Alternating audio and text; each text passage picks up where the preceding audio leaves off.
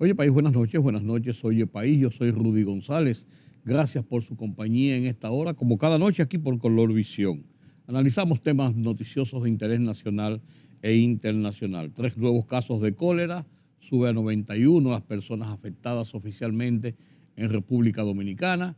El coronavirus en el suelo, 18 casos en el fin de semana y dándole seguimiento a la chikungunya que se espera que podríamos tener una incidencia importante de acuerdo a las autoridades de salud pública a partir de que comencemos a recibir los tiempos, las lluvias y el mosquito se reproduzca, el Aedes aegypti se reproduzca y entonces ahí tengamos una incidencia de esta enfermedad.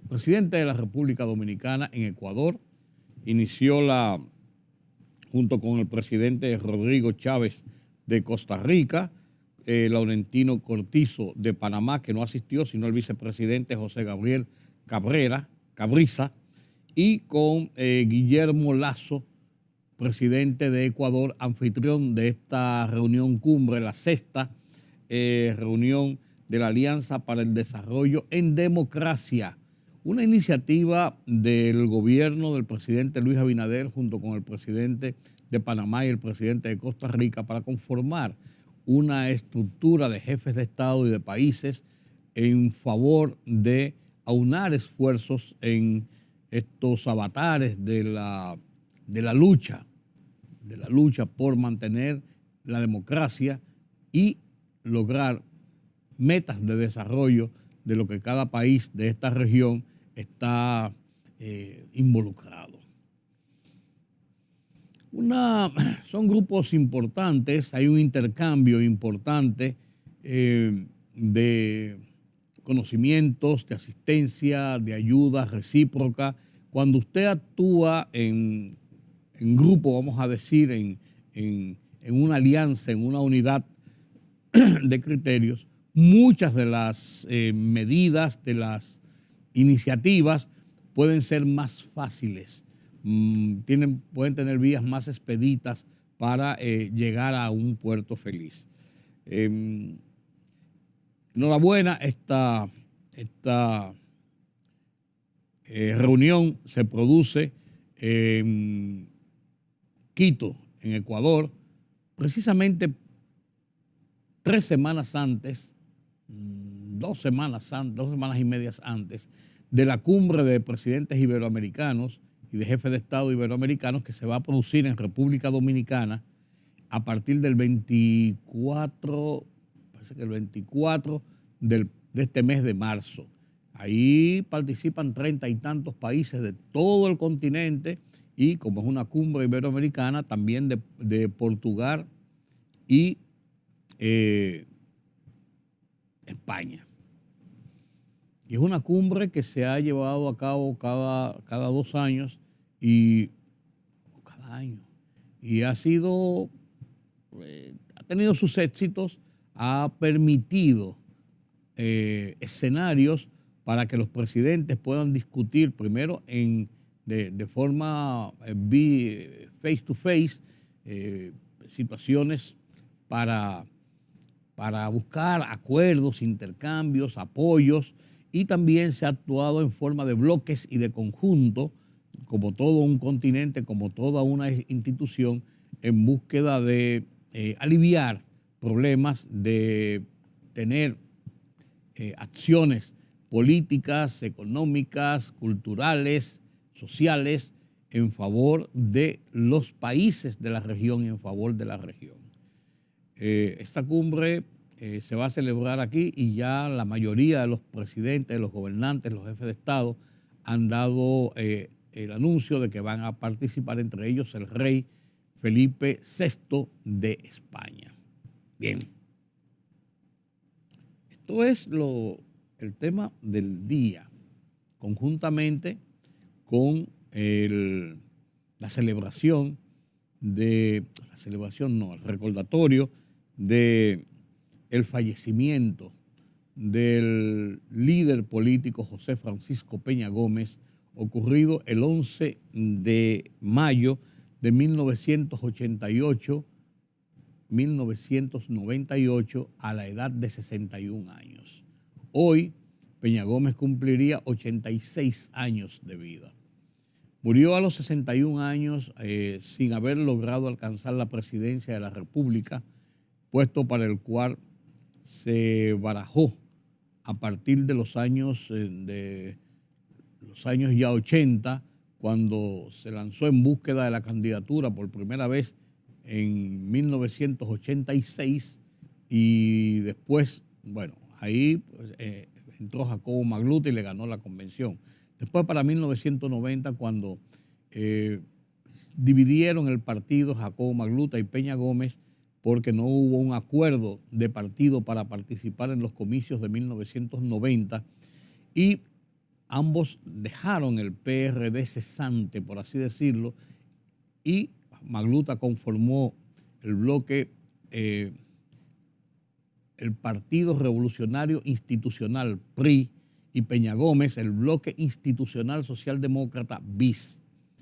Dividieron el partido y cada uno acogió sus fuerzas, aunque ya faltando muy poco para las elecciones de 1990, Peña Gómez rescató nueva vez su participación en el PRD, pero ya el PLD con Juan Bosch como candidato presidencial había tomado el liderazgo de la oposición y se había convertido en el rival de Joaquín Balaguer, que estaba buscando una nueva repostulación después de haber retornado al poder en 1986.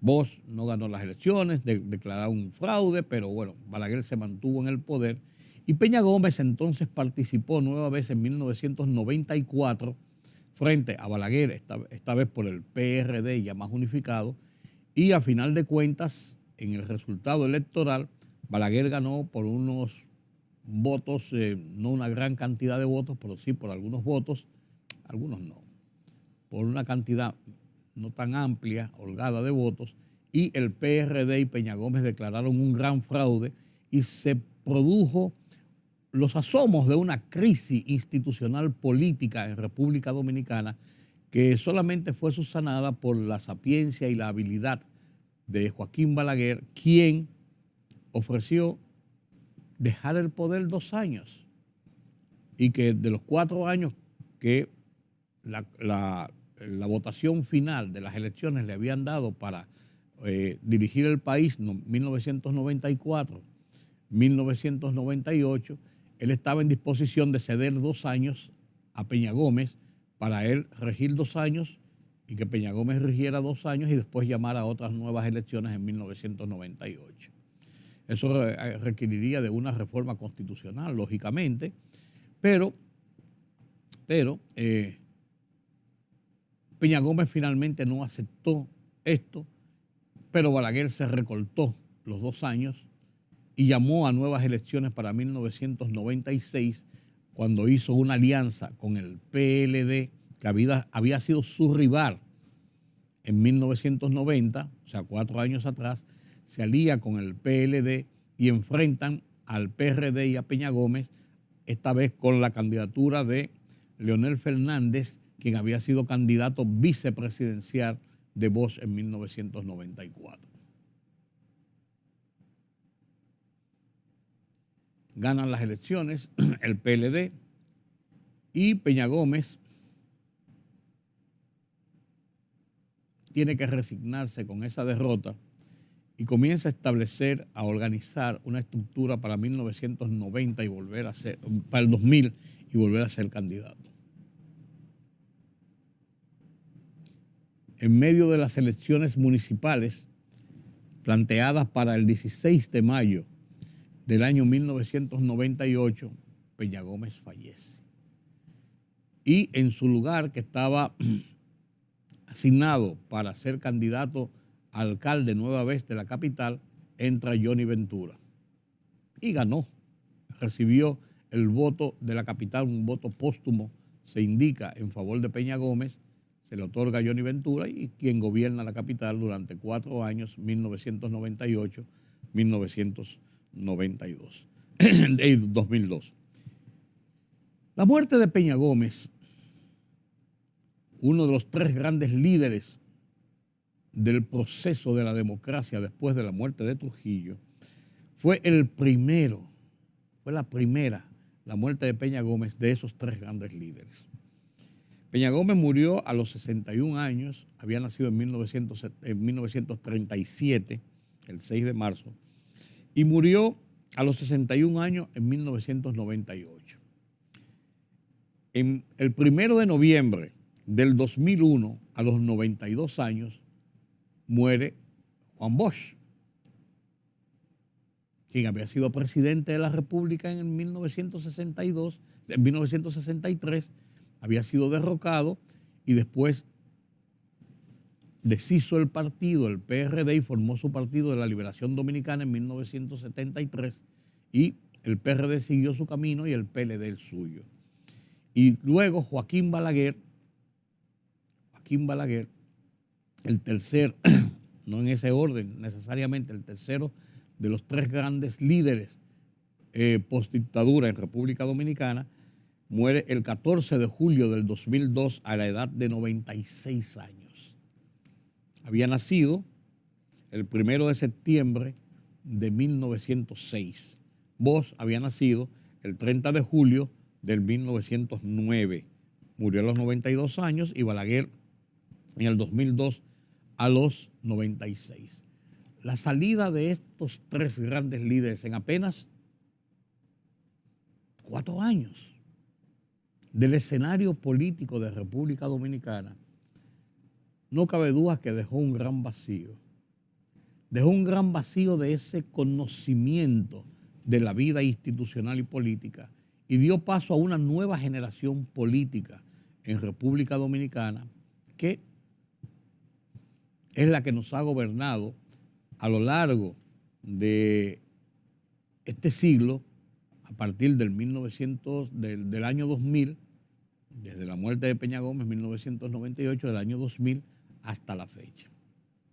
Leonel Fernández ganó la presidencia con apenas 43 años, en 1996, y volvió al poder en el 2004 hasta el 2012. Entró Danilo Medina, ya con un poco más de edad, en el 2012 hasta el 2020.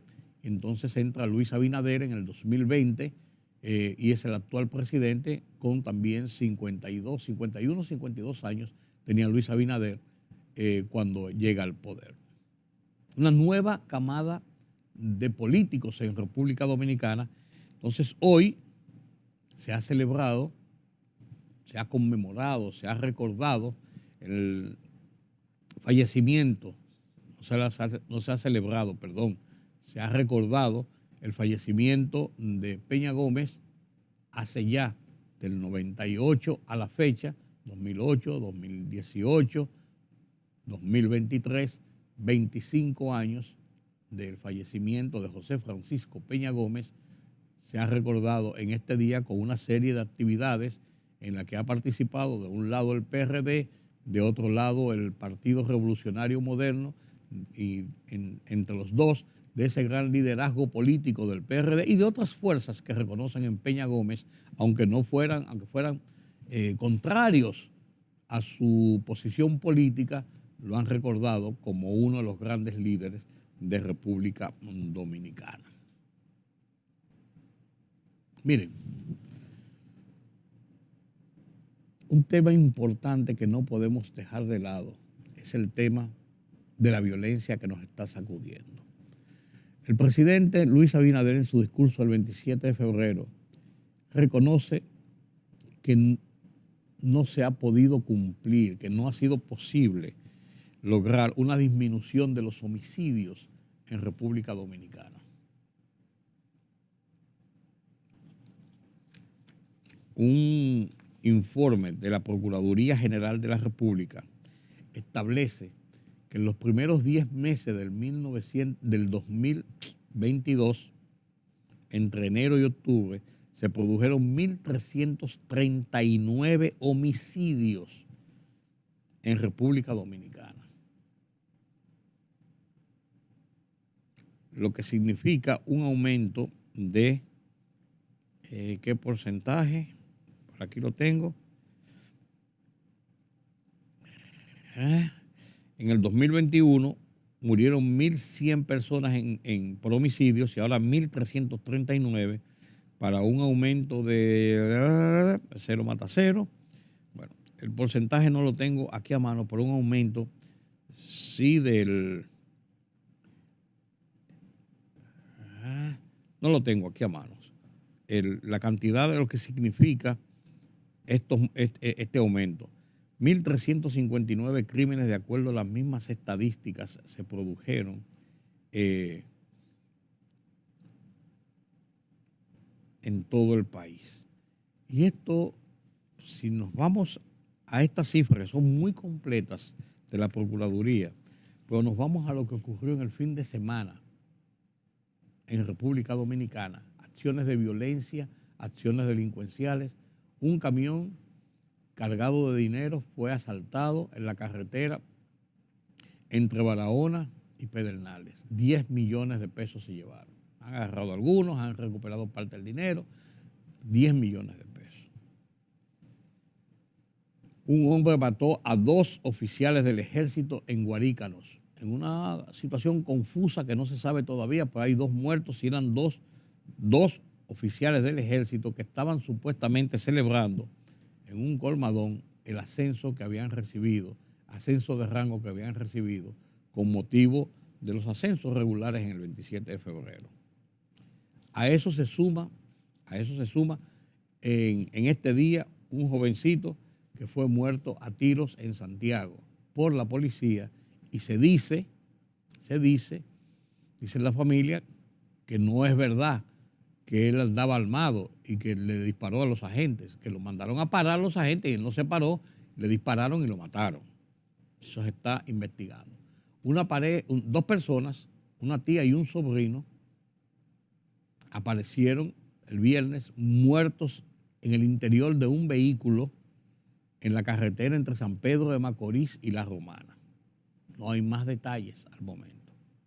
2 personas muertas en un vehículo, tía y sobrino.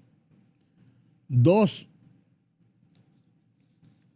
policías, 2 agentes en diferentes lugares, uno en Santo Domingo Este y otro en San Cristóbal, mataron a sus parejas y se suicidaron. Mataron a sus parejas y se suicidaron.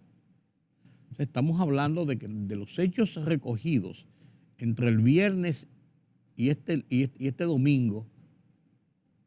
Estoy viendo unas estadísticas de lo que se está publicando el lunes. Ha habido varios muertos y varias acciones de violencia. Estamos en una situación bastante compleja nueva vez del desborde de la violencia criminal, de la violencia delincuencial, de la violencia doméstica, por así decirlo, de acción entre la sociedad individualmente. En otras, con la participación de agentes policiales o militares.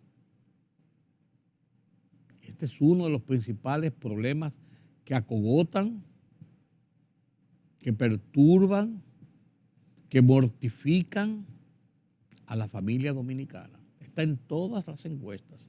Si no es el primero, es el segundo lugar en todas las encuestas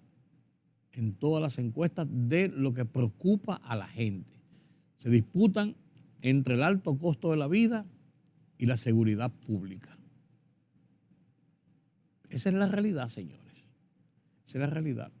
El gobierno ha implementado un plan de seguridad que lanzó en junio del 2021, va a cumplir 2 años y no ha podido frenar la ola delincuencial.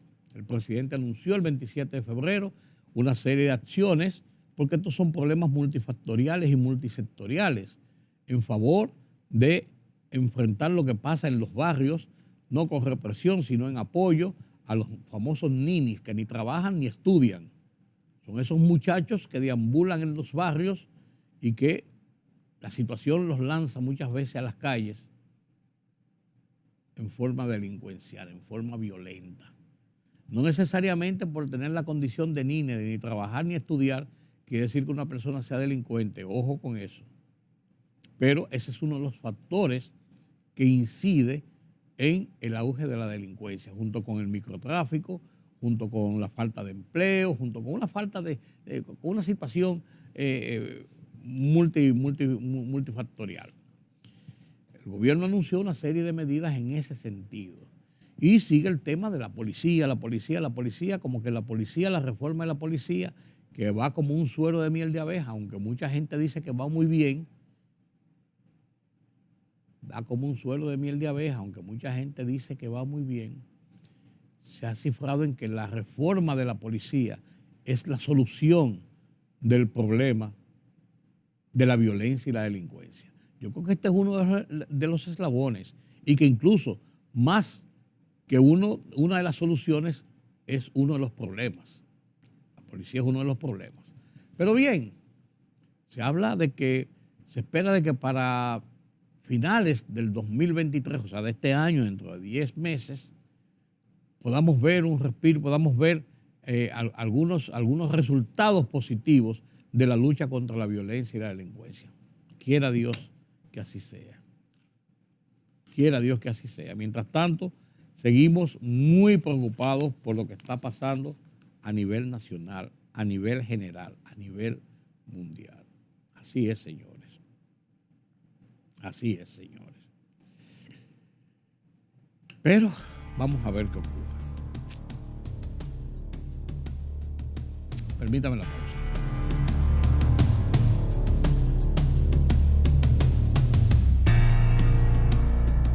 Los presidentes de República Dominicana, Luis Abinader, y de Ecuador, Guillermo Lasso, anunciaron un acuerdo para iniciar conversaciones y establecer una alianza entre ambos países para evaluar la potencialidad del campo del gas natural e incrementar su suministro en beneficio del desarrollo sostenible de ambas naciones.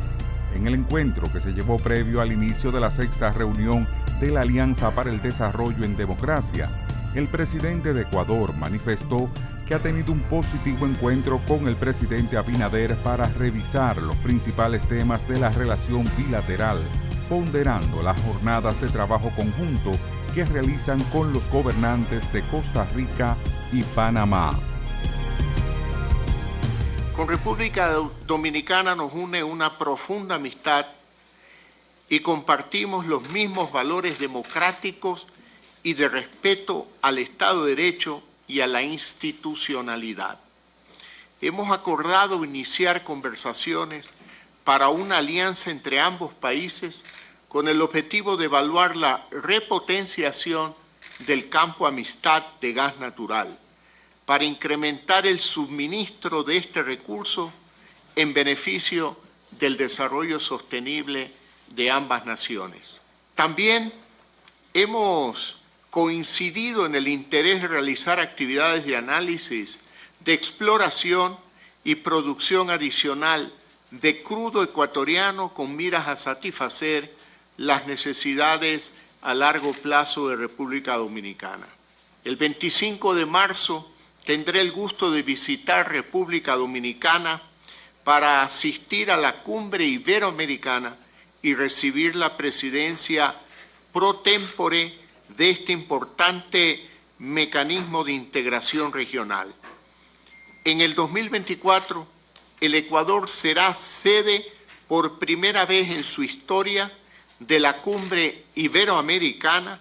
Le he mencionado al presidente Abinader el rol activo que desempeñará el Ecuador en el Consejo de Seguridad de Naciones Unidas y en particular la prioridad que tendrá el tratamiento de la problemática de Haití con respecto a su soberanía e integridad. Hemos también conversado sobre el interés de iniciar y acelerar negociaciones de un tratado de libre comercio entre República Dominicana y el Ecuador. Además, hemos conversado sobre nuestras coincidencias en tratar de manera conjunta y articulada el desafío de la migración, con una firme convicción de combatir las estructuras criminales y el tráfico ilícito de migrantes. Estamos muy contentos de estar aquí en Ecuador, que como dijo el presidente Lasso, pues tenemos y compartimos muchas de nuestros principios de democracia, nuestros principios de desarrollo y crecimiento económico. Y en la reunión que vamos a sostener también con Costa Rica, que está el presidente Chávez aquí, y con Panamá, pues con la Alianza de Desarrollo en Democracia, pues vamos a tratar de que nuestros 4 países que compartimos esos principios, esas ideas, pues poder también desarrollarlas y que sean de mutuo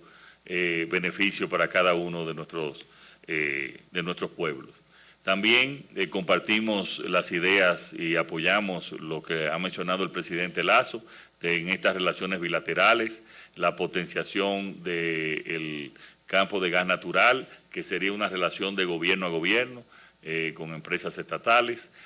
También hablamos sobre un tema que no es solamente preocupante para República Dominicana, sino para todo el continente, que es la situación de inseguridad del gobierno haitiano. También para tratar de trabajar juntos en los problemas de migración, especialmente de esa migración ilegal que tenemos en el continente. Y también desarrollar en otras áreas que los empresarios, tanto ecuatorianos y los empresarios dominicanos, pues puedan tener mucha mayor relación, mucho mayor actividad económica entre nuestros países, y una comisión de empresarios dominicanos y del Ministerio de Relaciones Exteriores y de Industria y Comercio, pues van a reunirse para el mes de mayo, y mientras tanto están en contacto permanente para ver si podemos ver algunos acuerdos de libre comercio para diferentes productos de interés tanto para Ecuador como para República Dominicana.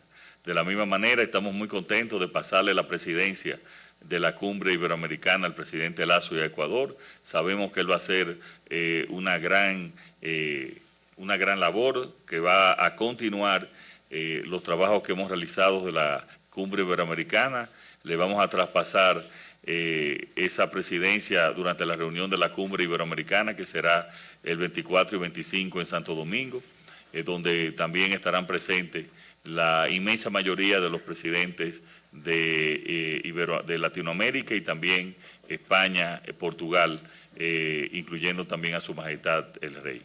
Muchísimas gracias, presidente Lasso, por recibirnos aquí de manera tan cordial, a su gabinete y a todo el pueblo ecuatoriano, que es un pueblo hermano del pueblo dominicano.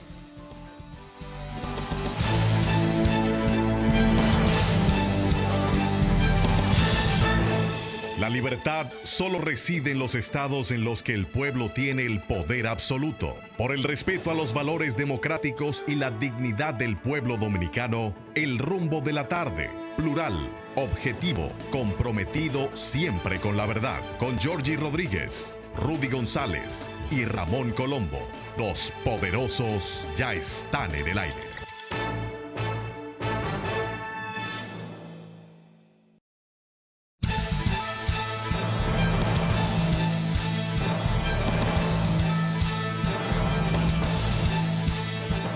La Unidad de Fiscalización de los Fondos de los Partidos Políticos supervisará los recursos que los partidos obtengan durante la campaña electoral provenientes de financiamiento público y de forma privada, reveló el presidente de la Junta Central Electoral, Román Jaques Liranzo. El ministro de Medio Ambiente y Recursos Naturales, Miguel Seara Hatton, visitó el Parque Nacional Valle Nuevo, en la parte que colinda con el municipio Constanza, en la provincia La Vega, donde constató que ya está eliminado el incendio forestal que ha estado afectando esa área protegida durante más de una semana. El Ministerio Público tiene bajo arresto a uno de los vinculados a la muerte de la pareja de esposos de La Guayiga, quien retornó al país este lunes luego de que, según las informaciones, se escapara hacia los Estados Unidos.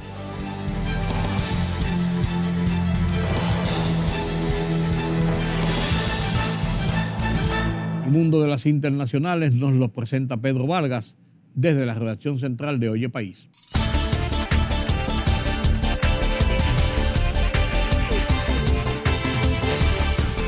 La policía de la ciudad de Bolingbrook, a unos 50 kilómetros de Chicago, en el estado de Illinois, detuvo a un sospechoso por un tiroteo que acabó con la vida de 3 personas y en el que una cuarta resultó herida durante un allanamiento de morada, informaron medios locales. Los cambios políticos y económicos emprendidos por Alemania para superar los problemas internos a raíz del conflicto en Ucrania han sido más fáciles de lo que cree el presidente de Estados Unidos, según las declaraciones hechas por el canciller alemán Olaf Scholz en una entrevista con CNN.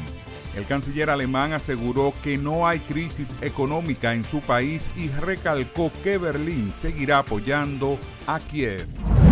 El motor para cohetes elaborado en Corea del Norte da la firme garantía de que Pyongyang podrá lanzar un satélite propio, señaló el vicerrector de la Administración Nacional de Desarrollo Aeroespacial de Corea del Norte, Park Kyung-soo, citado por medios coreanos.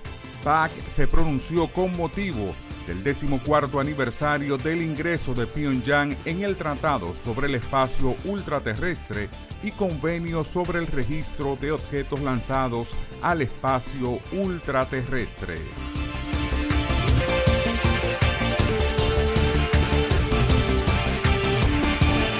La libertad solo reside en los estados en los que el pueblo tiene el poder absoluto. Por el respeto a los valores democráticos y la dignidad del pueblo dominicano, El Rumbo de la Tarde, plural, objetivo, comprometido siempre con la verdad. Con Georgie Rodríguez, Rudy González y Ramón Colombo.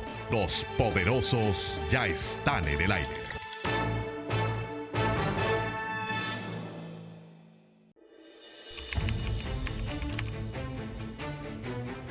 Periodismo de investigación, columnas, opinión, análisis, reportajes de fondo. Hora por hora, una completa plataforma multimedia. Periodismo con valor. Noticias horaporhora.com.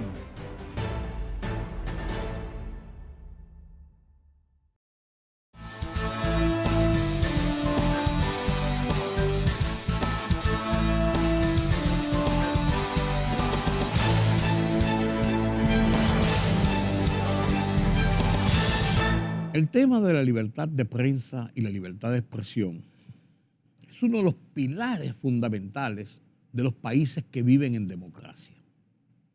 Con altas y bajas, con virtudes y defectos, las democracias respetan la libertad de expresión y respetan la libertad de prensa. En República Dominicana, por ejemplo, no hay una política, ni ha habido por muchos años, una política de Estado de restricción a la prensa y de restricción a la libertad de expresión. Por el contrario, la prensa cada vez es más fuerte, más vibrante en República Dominicana.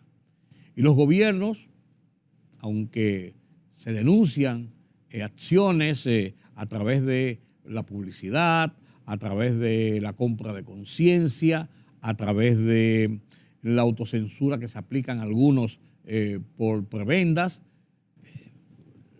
los gobiernos, los sectores de poder, los poderes fácticos del país aprovechan esas coyunturas y controlan mecanismos de prensa, pero realmente el ejercicio de la prensa libre es una realidad en República Dominicana y en la mayoría de los países del continente, para no irnos más lejos.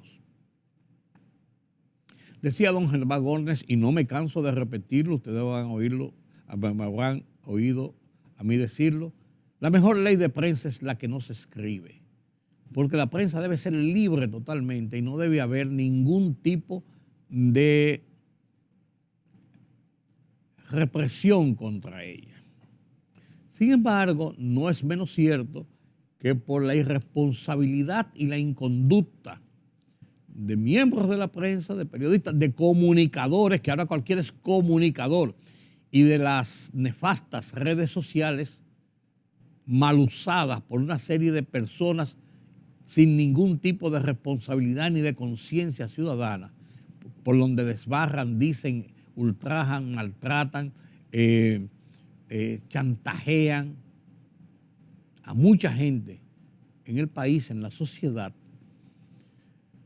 es necesario, dado estas circunstancias, establecer algunos parámetros. Yo siempre he dicho que por el hecho de yo ser periodista, 55 años en el ejercicio, yo no tengo más privilegios que usted que me está viendo, de yo plantarme aquí y decir lo que me da la gana, sin que usted también tenga el derecho a replicar eso y también a decir lo que usted entienda, dentro de las normas que establece la ley, que establece la convivencia de una sociedad. Por eso, la ley 6132, que se dictó en el año de 1962, a propósito de que salíamos de una dictadura, es la ley vigente en República Dominicana. En 1998, el entonces presidente Leonel Fernández nos entregó a un grupo de directores de periódicos, yo era director de Última Hora en ese momento, nos entregó un grupo de directores de periódicos y varios abogados expertos en asuntos de ley de información pública, un anteproyecto para que lo revisáramos, lo chequeáramos, le quitáramos, le pusiéramos, hiciéramos un proyecto nuevo de ley para cambiar la ley 6132 porque había que modernizarla. Estamos hablando del 98, donde las redes sociales no tenían el auge de hoy, pero sí la televisión, sí ya la información por internet. Hoy con mucho más razón es necesario esto. Aprobamos ese proyecto, se lo entregamos al presidente en 1999 a finales, como con el plazo que se lo había establecido. El presidente Leonel Fernández no lo envió al Congreso, lo dejó en su despacho para que el próximo gobernante, que fue Hipólito Mejía, asumiera el control del mismo. Hipólito Mejía hizo lo correcto en una continuidad del Estado, tomó el proyecto y lo envió a las cámaras legislativas para su discusión y sanción. Sin embargo, un grupo de periodistas, vaya usted a ver, que no estaban de acuerdo porque no fueron invitados a la comisión que hizo este proyecto, hizo todo lo posible y torpedeó el proyecto en las cámaras legislativas, en las vistas públicas, y los propios legisladores se encontraron en sus aguas y dijeron, pues si los propios periodistas no están de acuerdo con el proyecto que ha elaborado un grupo de ejecutivos de medios y de abogados expertos en esto, entonces ¿por qué nosotros se lo vamos a aprobar? Lo dejaron en una gaveta y se murió. Ahora el presidente Luis Abinader sometió un nuevo proyecto, un borrador de proyecto para que una comisión también de directores de medios, de personas duchas en esto, de abogados, expertos en asuntos de prensa, manejen y preparen un proyecto que ya ha cuajado después de varios meses de estudios, de análisis y de conformarlo, esté listo para ser presentado. Creo que es un proyecto importante para ser presentado. Ojalá que en las vistas públicas que se van a hacer en el Congreso y otras acciones podamos tener una ley moderna de prensa. Una ley moderna de prensa. Precisamente hablando de libertad de expresión, lo que carecemos también en algunas naciones de América, como Nicaragua, Cuba, por ejemplo, donde es reprimido los periodistas en otros sitios y donde en los últimos tiempos han muerto muchos periodistas en el ejercicio de sus funciones, la Voz de los Estados Unidos de América, VOA, en su foro interamericano, presenta un análisis sobre la libertad de prensa. Se titula Libertad de prensa en la palestra. Jaime Moreno, en sustitución de Gonzalo Abarca en esta semana, nos presenta este reportaje de la libertad de prensa y con él terminamos nuestra emisión de hoy aquí en Oye País. Nos vemos en la próxima.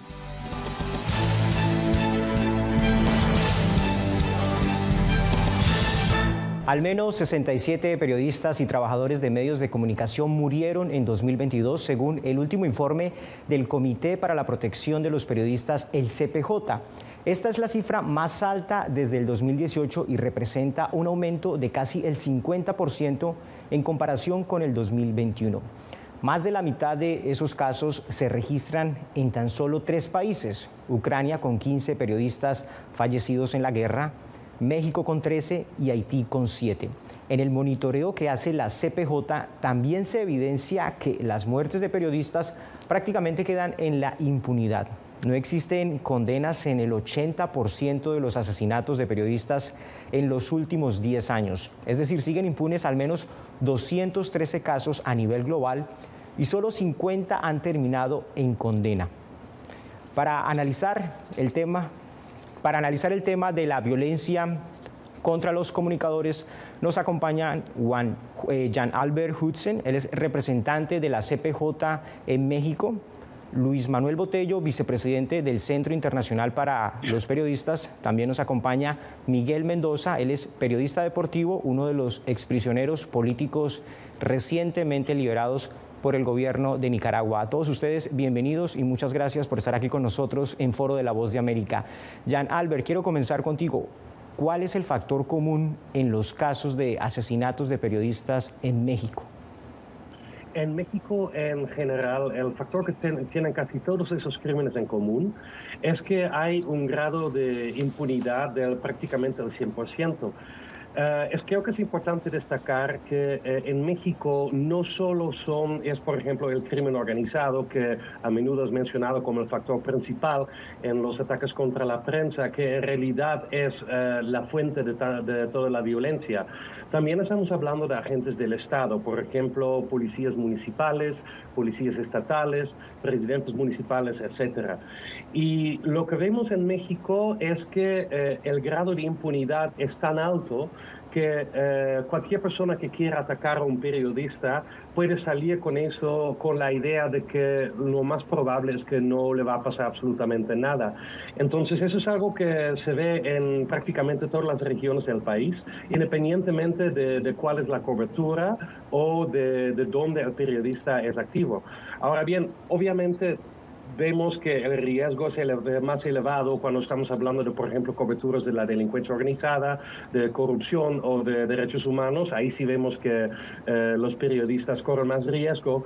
También vemos que hay un riesgo mucho más notable para periodistas que trabajan para pequeños medios locales, como periódicos pequeños locales fuera de las áreas metropolitanas. Pero la impunidad, que desde siempre ha sido el factor principal, sigue siendo ese factor. Una impunidad, mencionas casi del 100% en México, bastante llamativa esa cifra.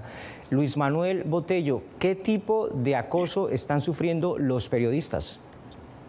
Sí, muchas gracias por la invitación y a toda tu audiencia por tocar este tema tan importante y que definitivamente está afectando las democracias de toda la región y del mundo. Los periodistas realmente están siendo afectados precisamente como se mencionó, por la forma en que están cubriendo la información.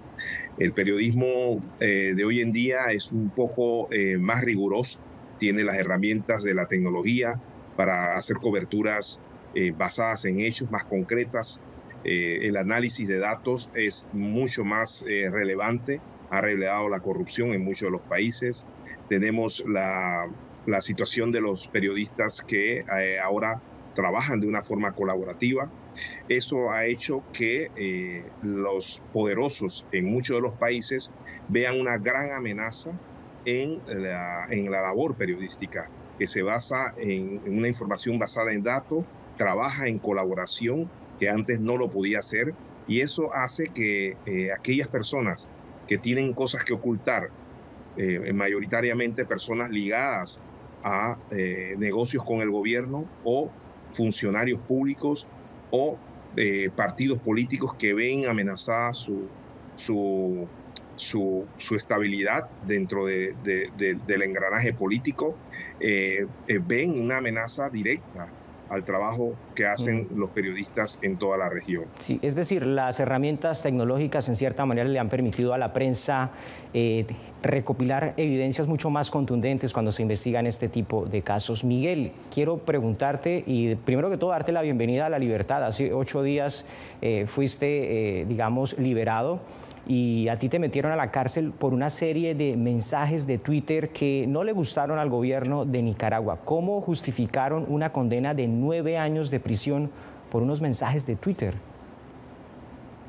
Buenos días y gracias. Bien, esa actividad que mantuve en las redes sociales en torno a la crisis que estaba pasando Nicaragua, en torno a la falta de libertad de expresión, pues el único espacio que nos quedaban eran las redes, y la manera como la justificaron es acusándome de conspiración, diciendo que como yo estaba retuiteando a funcionarios de otros países, a activistas de los derechos humanos que estaban acuerpando al pueblo de Nicaragua, y como yo también enfocaba mis redes en torno a los señalamientos, en torno a la queja de la falta de justicia en el país, en torno a los crímenes que se estaban cometiendo, pues a mí me sentaron ahí en un circo prácticamente, porque fue bastante divertida la acusación. No había ni una sola prueba de un crimen que yo hubiese conocido, que hubiese cometido. Estabas hablando de conspiración, de menoscabo, me acusaron de pertenecer a una banda del crimen organizado. Eso me resultó divertido, porque cuando mi abogado preguntó, yo solo 5 minutos tuve en todo ese proceso de poder platicar con mi abogado. Él preguntó, ¿y los otros de la banda? Entonces le dijeron que la banda era una congresista, un secretario de Estado, era una defensora de los derechos humanos, y así sucesivamente, o autoridades de otros países que estaban cuestionando la deriva dictatorial del señor Daniel Ortega y su esposa Rosario Murillo. La justificación era precisamente esa. A mí no me acusaron de ciberdelitos, que fue una ley entre un paquete de leyes represivas que el gobierno de Nicaragua había aprobado un par de meses antes que me capturaran el día 21 de junio del 2021. Me acusaron de estos otros delitos porque yo siempre les dije, me pueden señalar y no van a encontrar una sola noticia falsa que yo haya publicado, porque la prensa, los periodistas no publicamos noticias falsas. El asunto es que la verdad les duele a gobiernos como el de Nicaragua actualmente. Ellos quisieran tener la voz única, que es la voz, sus medios oficiales. Por eso ellos han prácticamente bloqueado, derribado cualquier espacio que haya tenido anteriormente el periodismo independiente, el periodismo crítico. A eso es, en base a esto es que me hacen la acusación.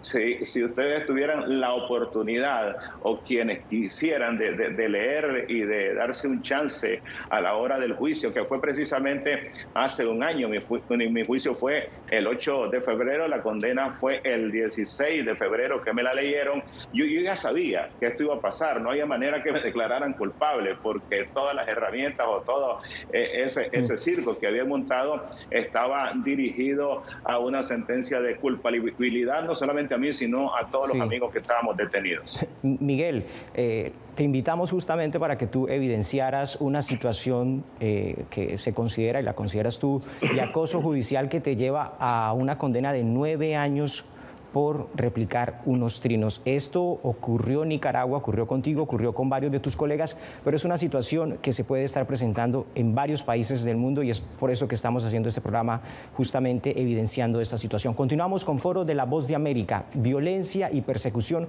contra los periodistas. Para muchos periodistas en las Américas, el solo hecho de investigar casos de corrupción institucional, medio ambiente y narcotráfico es una sentencia de muerte. Según el Comité para la Protección de los Periodistas, CPJ, el 80% de los asesinatos quedan en la impunidad.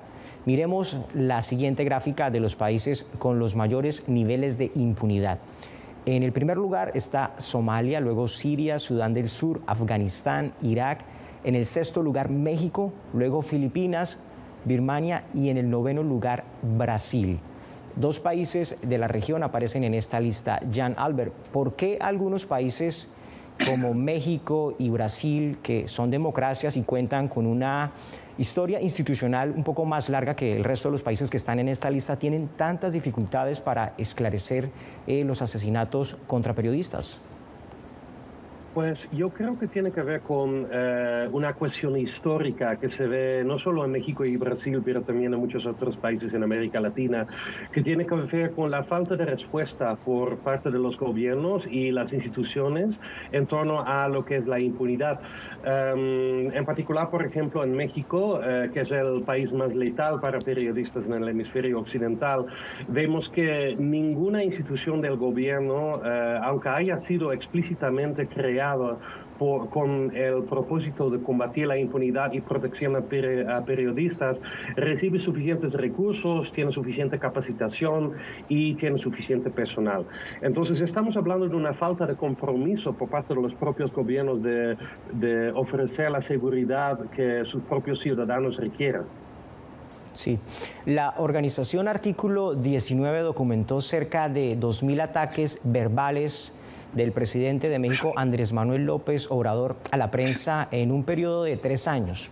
En Brasil, durante el gobierno de Jair Bolsonaro, también fueron noticias sus ataques verbales a los comunicadores.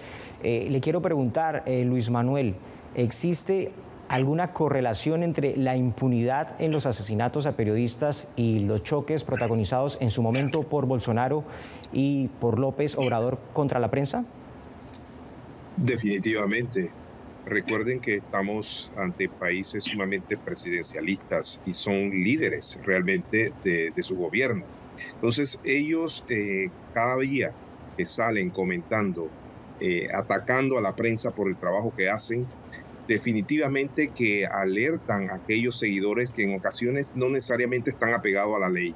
Y eso ha provocado que definitivamente se genere una serie de ataques que vienen incluso de seguidores de los presidentes en este caso, y que creen totalmente lo que los políticos dicen. Eso genera definitivamente una serie de ataques directos que hacen no solamente seguidores de los presidentes, sino que también envía un mensaje muy fuerte a todas las instituciones de gobierno de que atacar a periodistas, de que denunciar a los periodistas es algo válido. Es decir, es un insumo adicional, como lo mencionaba Jan Albert, que la gente ve que hay impunidad y aparte de esto una confrontación de los gobiernos hacia la prensa. En Nicaragua existe una ley desde 2020 que lleva a la cárcel a quienes el gobierno considere publican noticias falsas. Aquellos medios responsables que contrastan la información, verifican su fuente y transmiten información veraz, son los que bajo ninguna circunstancia se pueden sentir amenazados por esta ley. Si como medio de información agarras los hechos, le pegas 5 volantines y después empezás a propalarlo, tanto dentro como fuera de las fronteras nacionales, ahí sí tenés que preocuparte. Eran las declaraciones que dio en su momento Gualmaro Gutiérrez, diputado del Frente Sandinista de Liberación Nacional. Miguel Mendoza, ¿es verdad que no hay que temerle a esta ley? Pues no le tienen temor a esta ley los periodistas oficialistas, que son los que difunden noticias falsas, ataques, campañas. Antes que me detuvieran, yo fui víctima de una campaña feroz. Y cuando a mí me cuestionaban mi trabajo como activista y mi trabajo, y digo, activista en las redes, porque yo no soy activista político, o cuando me cuestionaban mi presencia en las redes haciendo señalamientos, yo les decía, bueno, vayan a traer a estos señores. A mí me preguntaron, ¿vos estás de acuerdo? Pues entonces yo estoy de acuerdo con la ley de ciberdelito, porque es una ley que persigue, se supone, va a perseguir a los que difunden noticias falsas. Entonces vayan a traerse a esa serie de periodistas, trabajadores de los medios oficialistas que emprenden este tipo de campaña. Como periodista, si vos ves cómo está hecha esta ley, pues yo no le tengo temor. El asunto es en manos de quién está, para qué va a ser utilizada. Para seguir al periodismo crítico, para perseguir aquellas voces que cuestionan la deriva autoritaria del gobierno, pero la verdad es que es una ley disfrazada precisamente para eso, para silenciar. Cuando apareció la ley, a mí me preguntaban, ¿vas a seguir? Pues yo dije, sí, voy a seguir porque yo no estoy haciendo nada incorrecto, únicamente estoy hablando con la verdad a través de mis espacios que tengo en las redes sociales. Muchas gracias. Continuamos con Foro de la Voz de América, violencia contra los periodistas en América Latina. Ya en la parte final de Foro de la Voz de América, Jan Albert, ¿qué conclusiones podemos tener, digamos, de esta discusión, de este debate que hemos tenido hoy? Pues yo creo que estamos viendo en América Latina una crisis de la libertad de prensa, una falta total de los gobiernos como el mexicano, y lo que necesitamos es que los gobiernos diseñan realmente una política pública integral para proteger a los periodistas. Luis Manuel Botello, tus comentarios finales. Sí, no, a mí me parece que tenemos que es muy difícil esperar que los gobiernos hagan lo que tengan que hacer, destinen los recursos necesarios, fortalezcan la independencia judicial porque no les conviene. Yo creo que los medios vamos a tener que trabajar más junto a la sociedad civil, junto a las organizaciones internacionales y que puedan venir un poco a la ayuda cada vez que estas denuncias, estas cosas empiezan a ocurrir en los países, y vamos a tener que documentar mucho más esas amenazas que existen contra la prensa. Miguel Mendoza, tu conclusión sobre esta discusión que acabamos de tener aquí en Foro de la Voz de América. Que viene desde arriba en el gobierno de Ortega y Murillo no ha prevalecido porque los medios digitales que han aparecido aprovechando el Internet, pues son los que de alguna manera están informando a la gente y tienen una enorme credibilidad. Y agradeciendo a todo el periodismo de mi país y a todo el periodismo mundial, porque estuvo bastante enfocado en mi caso, es una deuda eterna y conmigo se demostró que el asunto de la libertad de expresión se trata de hacer prevalecer, y he defendido quien es víctima de un gobierno como el de Nicaragua. Miguel, muchísimas gracias por tus conclusiones. Llegamos así al final de esta edición de Foro de la Voz de América.